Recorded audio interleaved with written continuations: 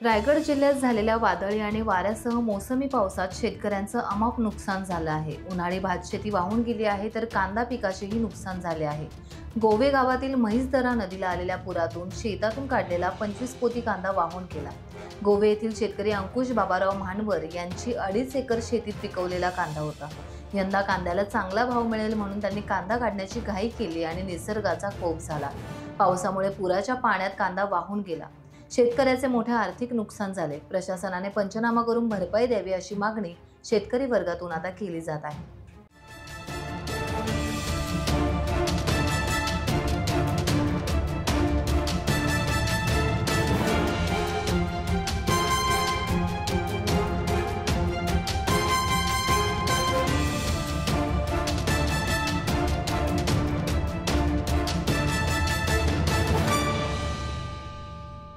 Times डिजिटलला like करा, subscribe करा, share करा आणि बेल आयकॉन दाबायला विसरू नका।